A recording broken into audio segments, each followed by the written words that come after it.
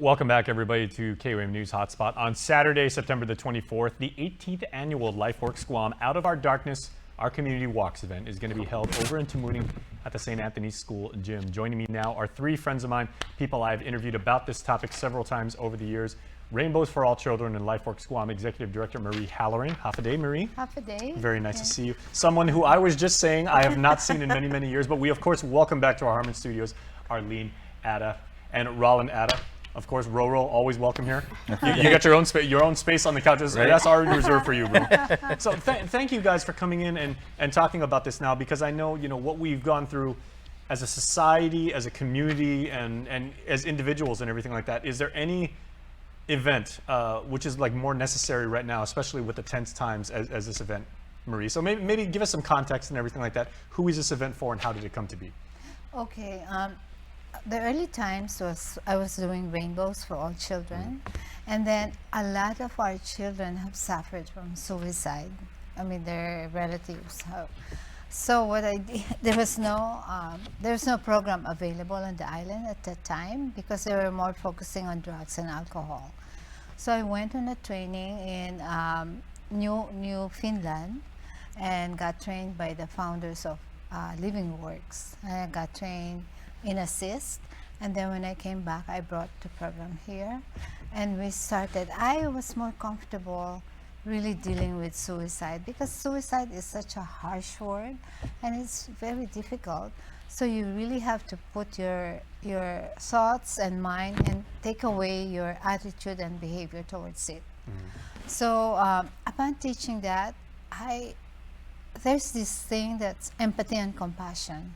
And it's a gift that I think that God has given me and Arlene and everybody else.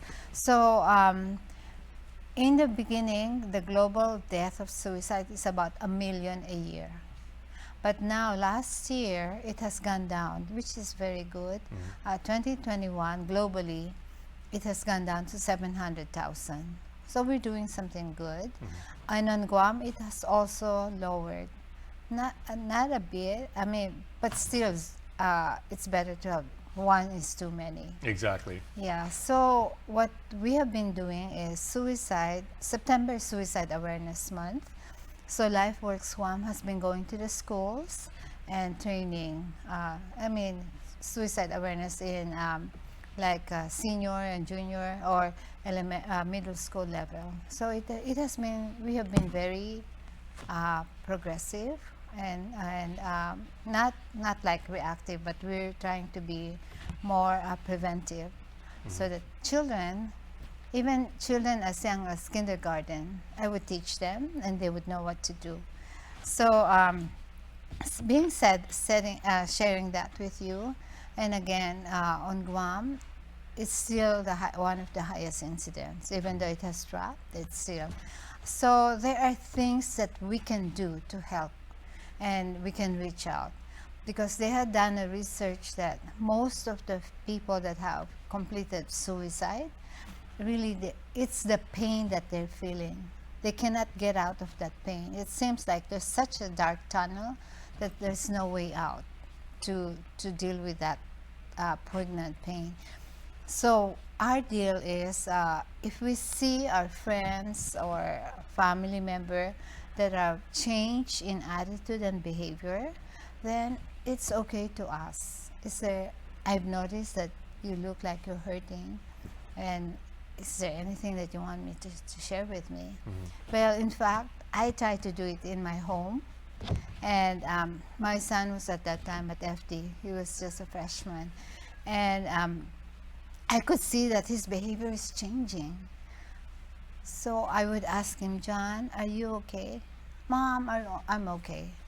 And then 3 times I've asked him, so John, I've noticed recently that you're not the same. You know what he told me? Mom, I'm not your rainbow kid, so I'm okay. You understand? I'm okay.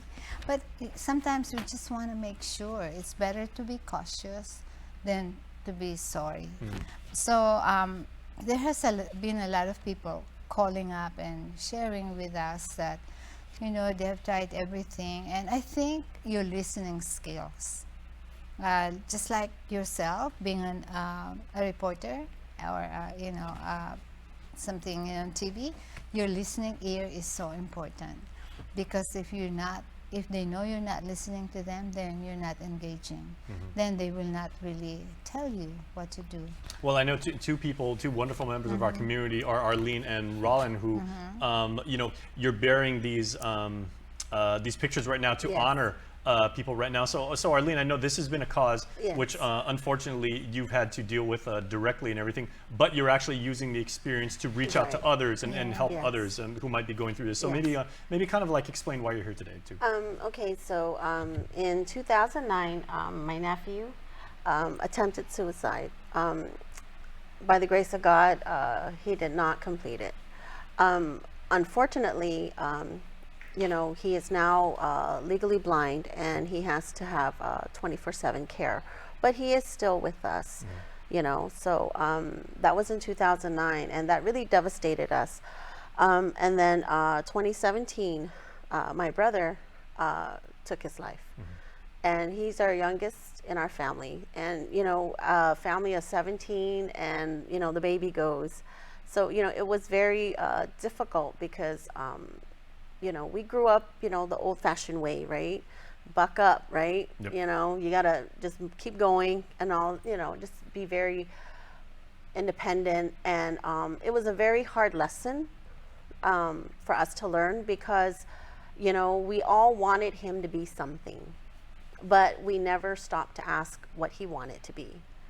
And so the pressures of like, come on, you got to do it this way, come on, and it was more the reason why we wanted him to do it this way, because it was an inconvenience to us, that we always had to do this for him, we always had to do that for him. It's like, man, you're how old, and we got to keep doing this. But that was a really hard lesson for us, because that taught us we have to listen.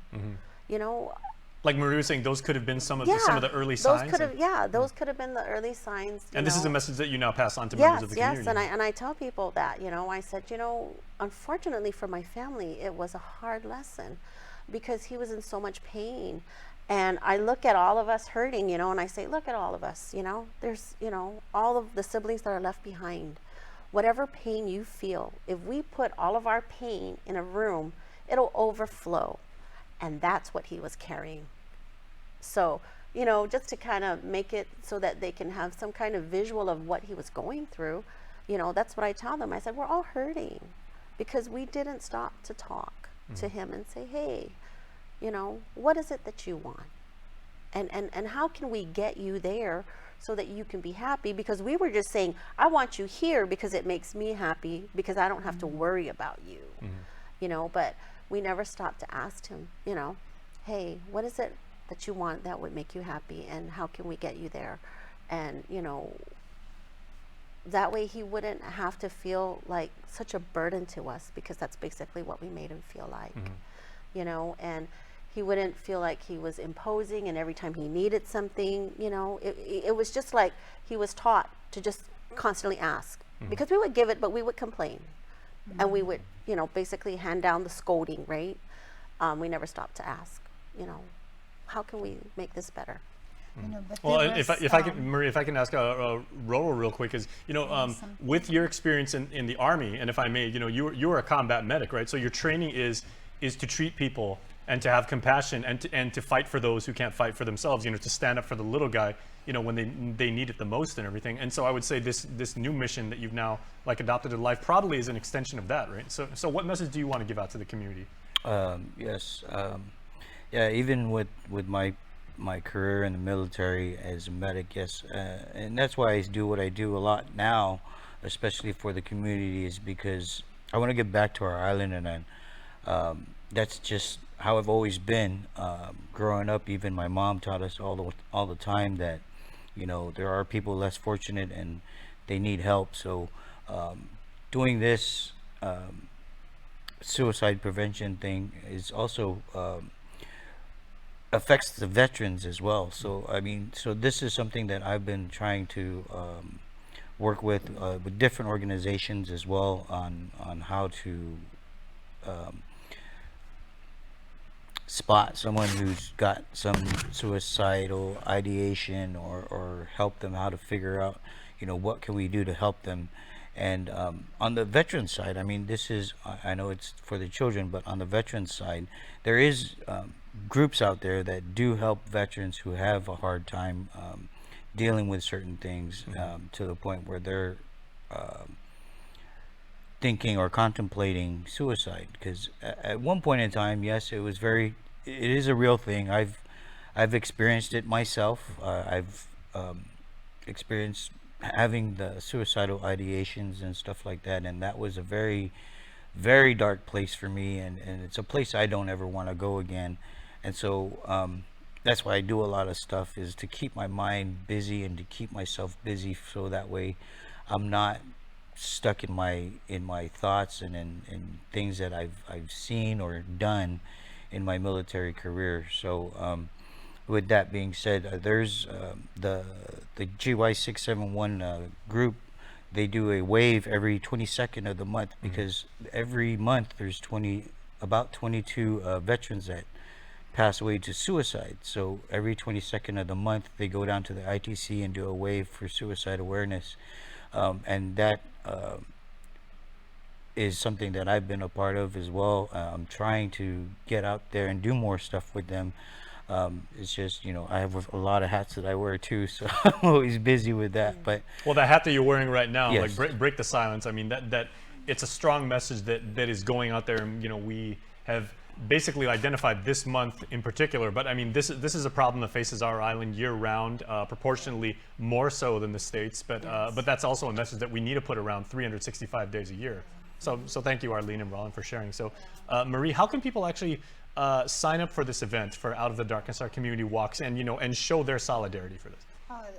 Thank you for asking. So they can pre-register at Goody Sporting Goods and St. Anthony Catholic School, and also they can call us up and we'll register them. It's $5 for one, and for five is $20, so it gets $4 each. And I think on the day is $6, and then $20 for four. But actually, it's not about the money, but it's because we want to encourage everybody to please come. And if you haven't suffered this situation, please comfort the others that are grieving in silence. And after this, the remembrance, the candlelight memorial service, we're going to have a raffle ticket. Somebody donated a round trip ticket to Manila, and we're going to raffle it that day at the end of the celebration. Yeah. I mean, the event. Well, as they say, it takes a village, and in this Yes. case, it takes an entire island community to really come together and say that Yes.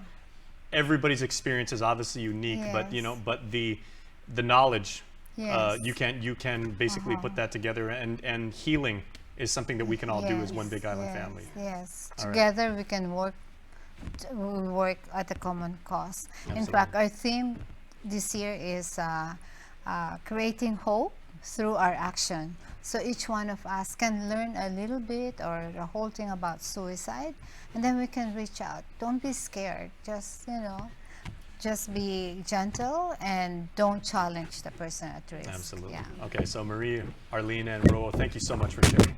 thank you. All right, and please stay tuned. There is much more Hotspot when we return.